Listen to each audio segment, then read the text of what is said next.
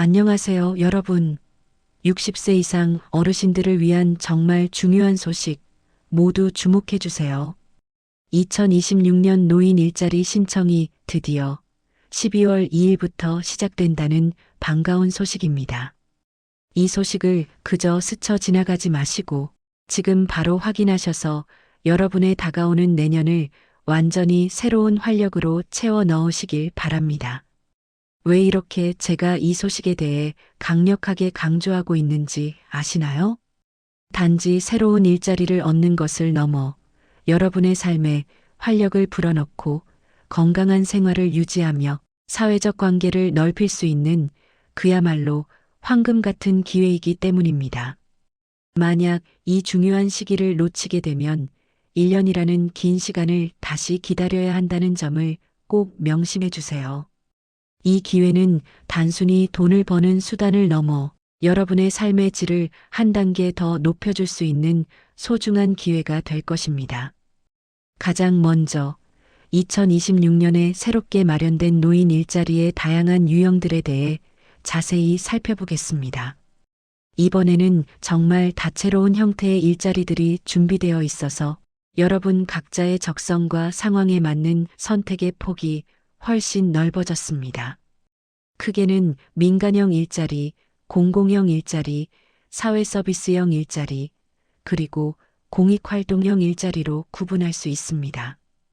각 유형별로 참여할 수 있는 연령 제한, 요구되는 자격 조건, 그리고 기대할 수 있는 보수 수준이 모두 다르게 설정되어 있습니다. 이처럼 세분화된 정보를 정확하게 이해하고 계셔야만 여러분의 경력과 능력, 그리고 건강 상태를 고려하여 가장 이상적인 일자리를 찾아 성공적으로 지원할 수 있을 것입니다. 단순한 정보를 넘어 여러분의 삶에 실질적인 변화를 가져올 수 있는 핵심적인 내용이니 주의 깊게 들어주세요. 자, 그럼 첫 번째로 공익활동형 일자리에 대해 좀 더 깊이 있게 설명해 드릴게요. 공익활동형은 주로 만 65세 이상의 기초연금 수급자분들을 대상으로 마련된 일자리입니다. 주요 활동 내용으로는 우리 아이들의 안전을 지키는 어린이 교통안전지도 활동, 지역사회 복지시설의 환경을 깨끗하게 정비하는 봉사, 그리고 행정기관에서 문서 정리나 간단한 사무 보조를 하는 일들이 있습니다. 이러한 활동들은 주로 지역사회의 공공이익을 위한 봉사적 성격이 강하며 참여자들에게는 월 약 30시간 내외의 활동 시간과 그에 상응하는 월 약 30만 원 수준의 보수가 지급됩니다. 하루에 한두 시간 정도 부담 없는 수준으로 가볍게 활동하면서도 사회에 기여하고 소소한 용돈도 벌며 무엇보다 규칙적인 사회생활을 통해 건강한 생활 리듬을 유지할 수 있다는 큰 장점이 있습니다.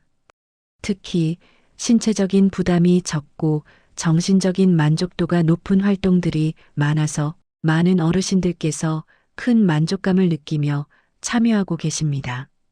다음으로 설명해 드릴 유형은 사회서비스형 일자리입니다. 사회서비스형은 만 65세 이상 어르신들 중 특히 중위소득 이하 가구에 속하시는 분들을 우선적으로 고려하지만 경우에 따라 소득 기준이 유연하게 적용되기도 합니다. 이 유형은 복지시설에서 어르신들을 돌보는 보조활동, 지역보건소나 건강증진센터에서 업무를 지원하는 역할, 그리고 장애인 시설에서 다양한 지원 활동을 펼치는 등 좀 더 전문적이고 직접적인 사회 서비스 제공에 초점을 맞추고 있습니다. 사회 서비스형 일자리는 주당 20시간에서 25시간 정도 활동하게 되며 월 보수는 최대 약 76만 원까지 받을 수 있어 공익활동형보다 비교적 높은 수준의 보수를 기대할 수 있습니다. 따라서 좀 더 적극적으로 사회에 참여하고 싶으시거나 본인의 전문성을 활용하여 사회에 기여하고 싶은 분들께 매우 적합한 일자리 유형이라고 할 수 있습니다. 활동 내용 역시 매우 다양하여 본인의 경험과 흥미에 맞는 분야를 선택할 수 있는 폭이 넓다는 점도 큰 매력입니다. 그리고 빼놓을 수 없는 것이 바로 민간형 일자리입니다. 민간형은 만 60세 이상의 모든 구직자분들이 참여할 수 있는 폭넓은 기회를 제공합니다. 이 유형은 다시 시장형 사업단, 취업발전형, 그리고 시니어 인턴십 등으로 세분화됩니다. 시장형 사업단은 어르신들이 직접 실버 카페를 운영하거나 반찬 배달 서비스를 제공하고 시니어 택배 사업에 참여하거나 지역 특산물을 판매하는 등 사업체를 직접 운영하거나 사업 활동에 주도적으로 참여하는 형태입니다. 이 경우 참여자의 노력에 따라 평균 월 50만 원에서 100만 원 이상의 수익을 올릴 수도 있습니다. 이는 자립적인 경제 활동을 통해 더 큰 만족감을 얻고자 하는 분들께 매력적인 선택지가 될 것입니다. 취업발전형이나 시니어 인턴십은 주로 경비, 청소, 보육, 도우미와 같이 민간 기업이나 공공기관에서 필요로 하는 다양한 직무의 어르신들을 파견하여 근무하는 형태입니다. 이 유형의 월 급여는 최저임금 이상으로 책정되며 보통 100만 원에서 150만 원 수준의 보수를 기대할 수 있습니다. 이전 직장에서 쌓은 경력이나 특정 분야의 전문성을 활용하여 안정적인 소득을 얻고 싶으신 분들께 매우 유리한 기회가 될 수 있습니다. 각자의 경험과 능력을 최대한 발휘하여 새로운 도전을 시작할 수 있는 좋은 기회이니 적극적으로 알아보시는 것을 추천합니다. 이렇게 다양한 유형의 일자리가 준비되어 있지만 가장 중요한 것은 바로 신청 자격과 조건을 정확히 이해하고 계시는 것입니다. 기본적으로 대한민국 국적을 가진 주민등록자여야 하며 만 60세 이상의 고령자여야 한다는 점은 모든 유형에 공통적으로 적용되는 기본 요건입니다. 또한 건강상 특별한 문제가 없어 기본적인 자립 활동이 가능해야 합니다. 여기서 특히 중요한 주의사항은 동일 연도 내에 다른 노인, 일자리 사업에 중복으로 참여할 수 없다는 점입니다. 예를 들어 공익활동형에 참여하면서 동시에 사회서비스형에도 참여하는 것은 불가능합니다. 또한 일부 유형의 일자리에서는 건강보험 직장 가입자는 신청이 제한될 수 있으니 본인의 건강보험 가입 유형도 미리 확인해 두시는 것이 좋습니다. 특히 공익활동형 일자리에 지원하시려는 분들은 기초연금 수급자여야 한다는 조건을 반드시 기억해 주세요. 이처럼 세부적인 자격 조건을 꼼꼼히 확인해야 불필요한 시간 낭비를 줄이고 성공적으로 지원할 수 있습니다. 신청이 불가능한 제외 대상에 대해서도 정확히 인지하고 있어야 합니다.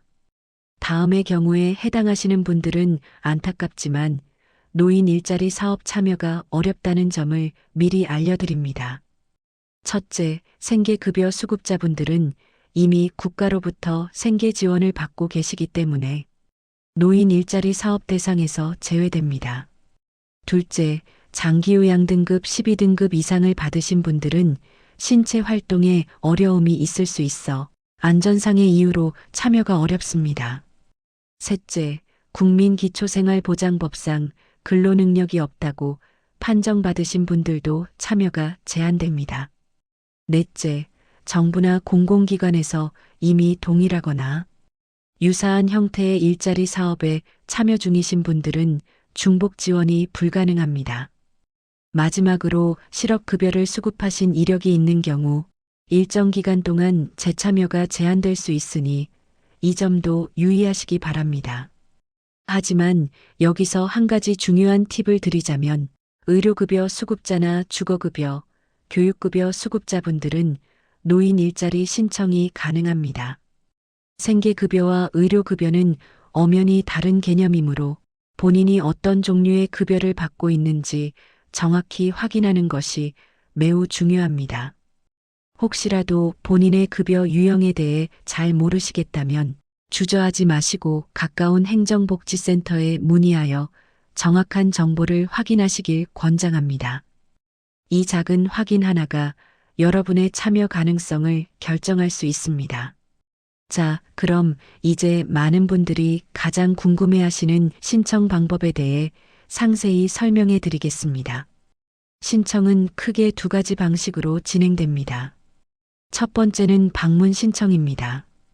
여러분이 거주하고 계신 주소지의 시군구 내 가까운 행정복지센터의 동사무소, 지역의 노인복지관, 대한노인회 지부 또는 시니어클럽과 같이 노인, 일자리 사업을 직접 수행하는 기관들을 방문하여 신청할 수 있습니다. 방문 신청의 장점은 담당자와 직접 만나 상담하며 궁금한 점을 해소하고 서류 작성에 도움을 받을 수 있다는 점입니다. 두 번째 방법은 온라인 신청입니다. 복지로 웹사이트를 통해서 온라인으로 편리하게 신청할 수 있습니다. 하지만 온라인으로 신청하시더라도 경우에 따라서는 증빙 서류를 해당 기관에 직접 제출해야 하는 경우가 발생할 수 있습니다. 따라서 온라인 신청 후에도 반드시 해당 기관에 문의하여 추가로 제출해야 할 서류가 있는지 혹은 직접 방문하여 제출해야 하는 서류가 있는지를 확인하는 것이 중요합니다. 여기서 여러분께 한 가지 결정적인 팁을 드리겠습니다. 지역별로 노인 일자리 사업을 수행하는 기관이 다르기 때문에 사전에 본인의 거주지에서 가장 가까운 수행기관이 어디인지 그리고 그 기관에서 어떤 종류의 일자리를 모집하는지 미리 확인하는 것이 좋습니다. 노인 일자리 여기 홈페이지를 방문하시면 전국 수행기관 정보를 한눈에 확인할 수 있으니 꼭 활용해 보시기 바랍니다. 이렇게 미리 정보를 확인하고 준비하는 것만으로도 신청 과정에서의 혼란을 줄이고 성공적인 참여에 한 발 더 다가설 수 있습니다. 2026년 노인 일자리 사업은 전례 없는 규모로 확대될 예정입니다.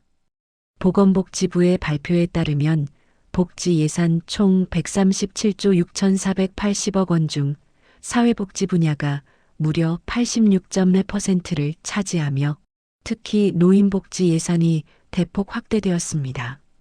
이는 노인 일자리에 대한 정부의 강력한 의지를 보여주는 것이자 더 많은 어르신들께 사회 참여의 기회를 제공하겠다는 약속입니다.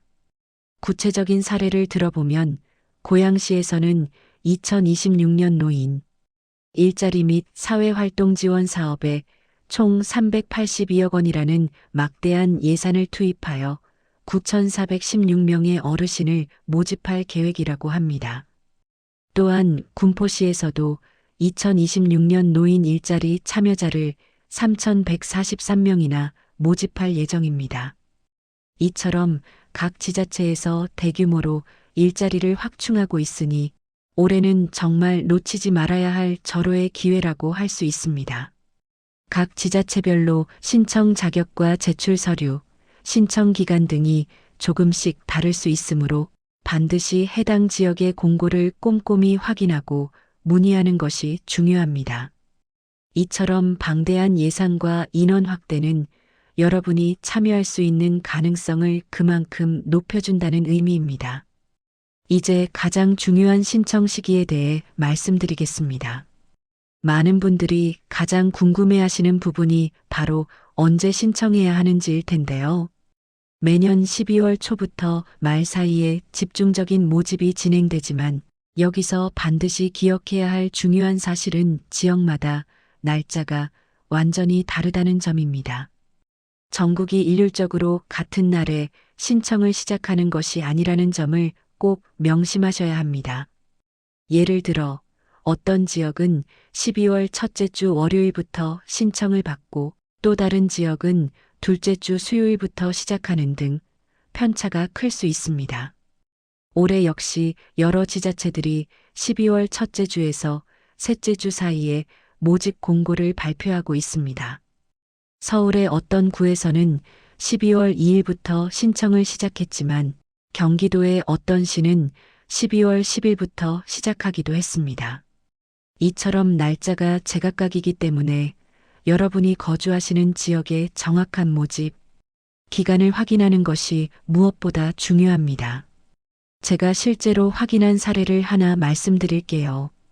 73세 강정자님은 신청 기간 첫 주에 여유 있게 신청하셨고 담당자가 서류를 검토하다가 자격증 사본이 빠졌다는 연락을 주었지만 아직 신청 기간이 남아 있어서 즉시 서류를 보완하여 제출할 수 있었습니다.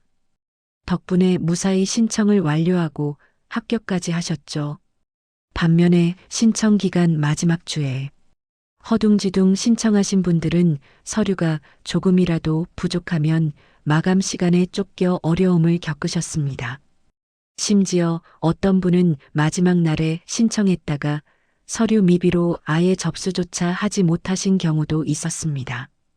신청 기간이 보통 일주일에서 열흘 정도로 비교적 짧은데 마감일에는 신청자들이 대거 몰려서 담당자들이 매우 바빠지기 때문에 세심한 도움을 받기 어려울 수 있습니다.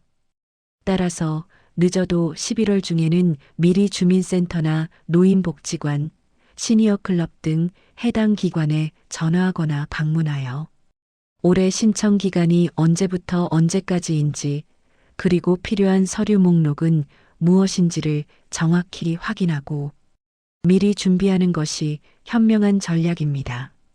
전국 공통 날짜가 아니라는 점을 다시 한번 강조하며 반드시 본인이 사시는 지역의 공고를 확인해야 합니다. 여러분, 혹시 아직 거주지 모집 날짜를 확인해 보지 않으셨나요? 지금 바로 전화해서 물어보는 것이 가장 확실하고 안전한 방법입니다. 이 작은 노력이 합격 여부를 좌우할 수 있습니다. 또한 선발 기준과 우선순위를 미리 알아두시면 합격에 큰 도움이 됩니다.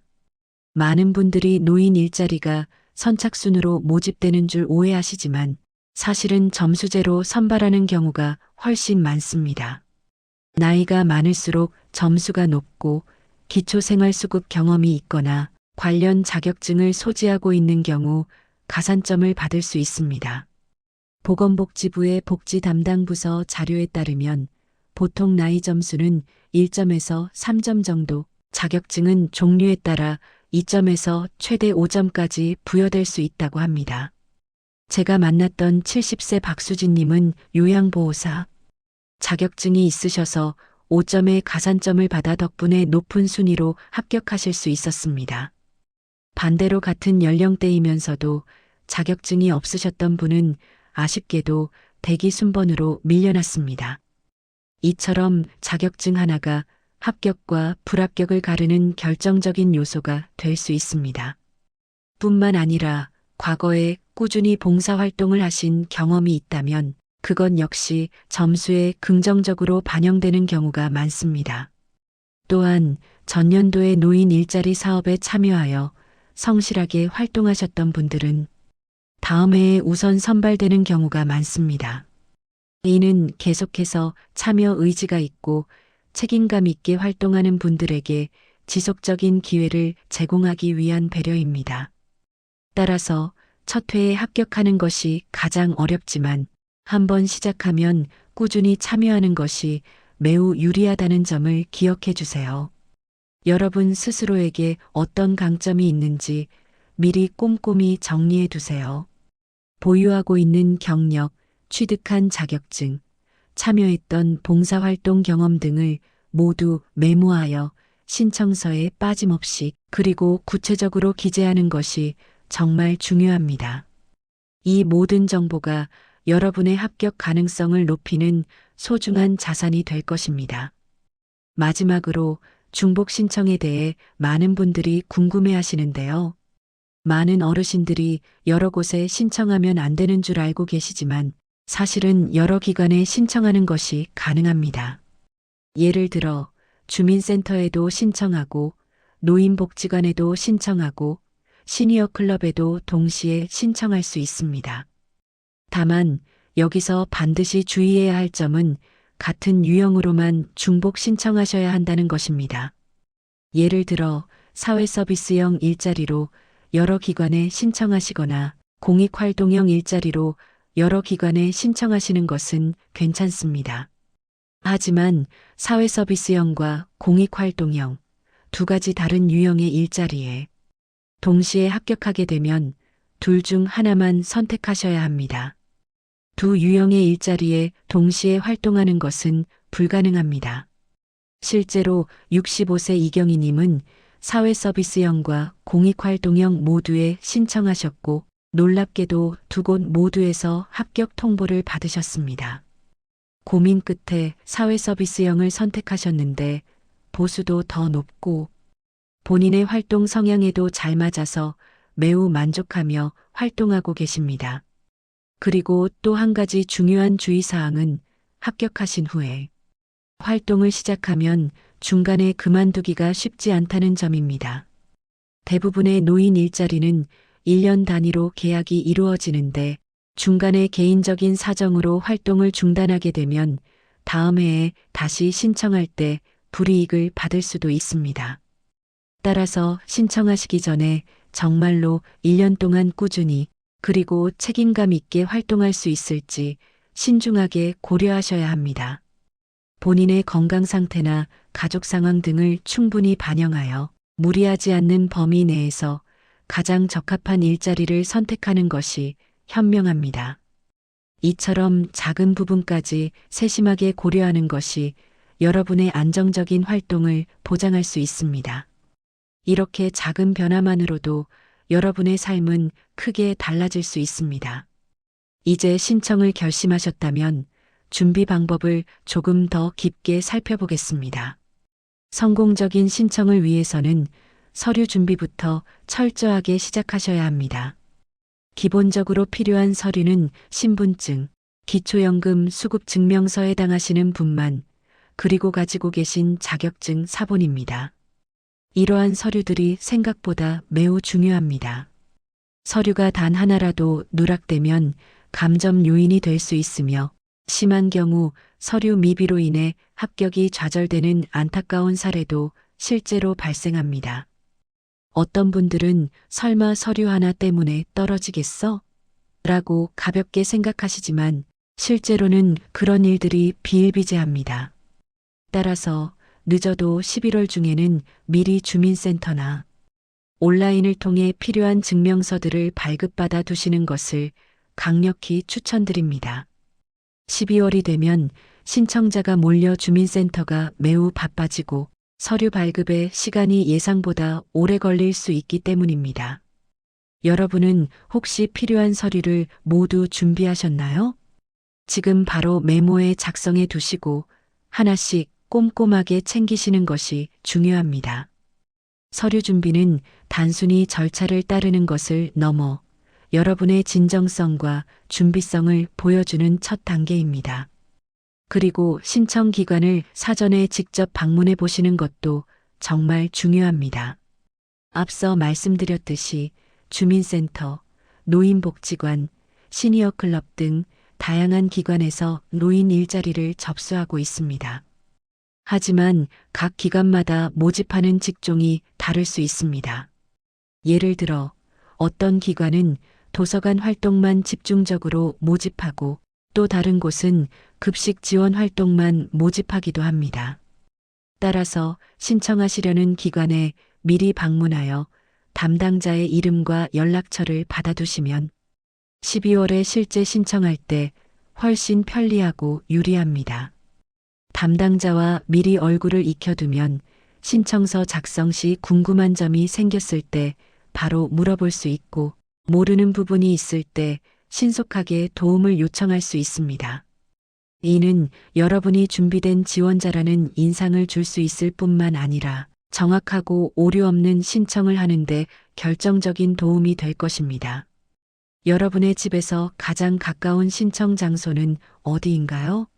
지금 바로 확인해 보세요. 이 작은 발걸음이 여러분의 합격률을 크게 높일 수 있습니다. 신청서를 작성할 때는 본인의 강점을 명확하게 정리하여 기재하는 것이 매우 중요합니다. 보유하고 있는 자격증, 과거 직업 경력, 그리고 봉사활동 경험은 모두 점수 평가에 긍정적으로 반영될 수 있는 요소들입니다.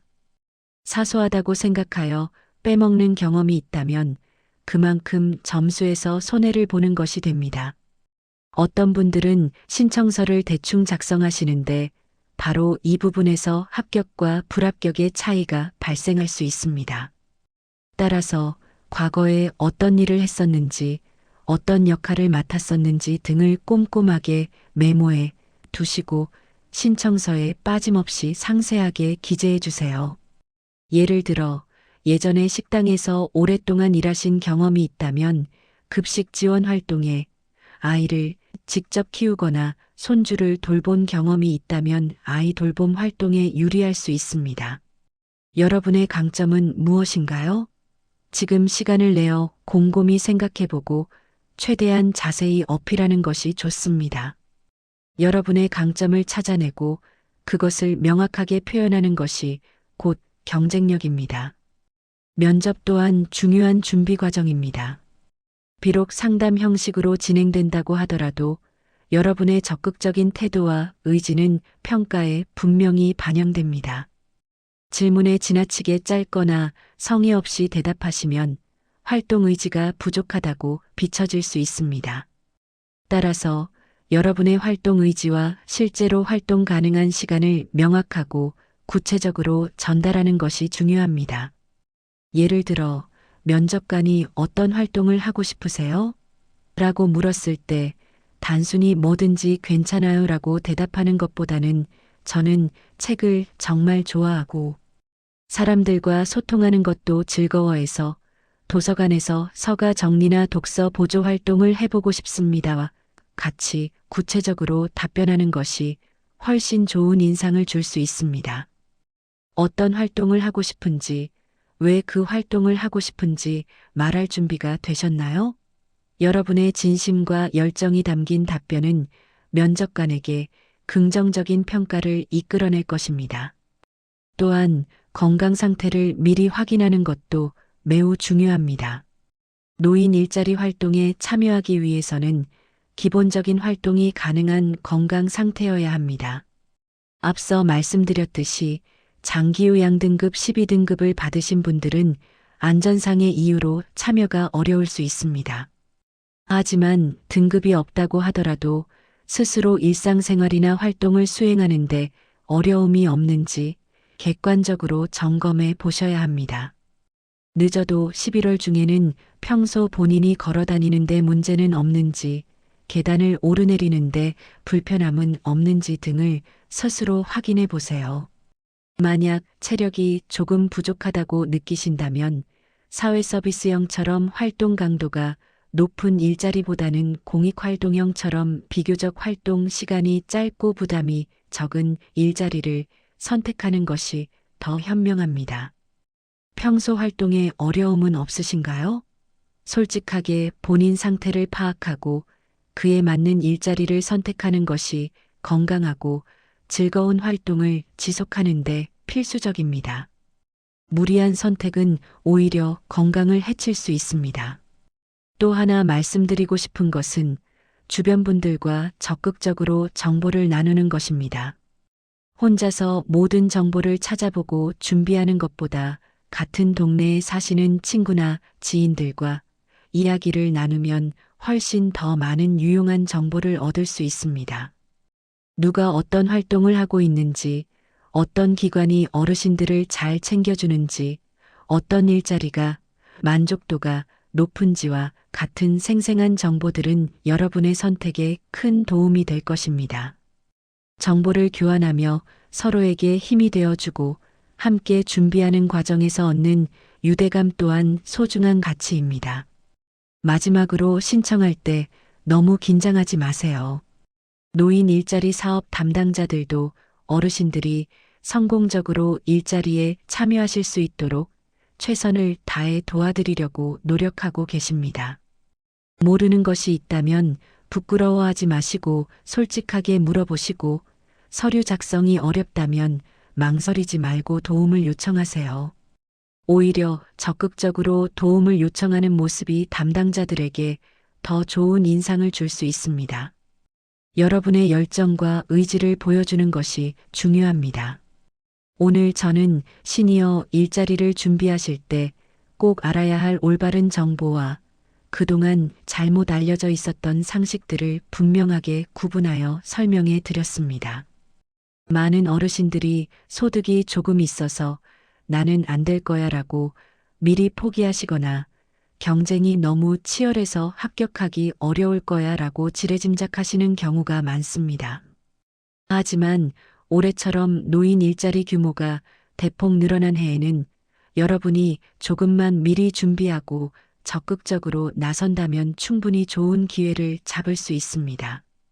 반대로 신청 시기를 놓치거나 본인이 받을 수 있는 급여 유형을 헷갈리거나 아예 자격이 되는 줄도 모르고 지나쳐버리면 그 순간 1년이라는 소중한 시간을 그대로 허무하게 보내게 됩니다. 이것이 얼마나 안타까운 일인지 아시나요? 1년 동안 안정적으로 받을 수 있었던 수입이 그냥 사라져버리는 것입니다. 사회서비스형 일자리를 기준으로 계산하면 연간 900만 원이 넘는 금액이고 공익활동형 일자리만 해도 350만 원 정도 되는 상당한 금액입니다.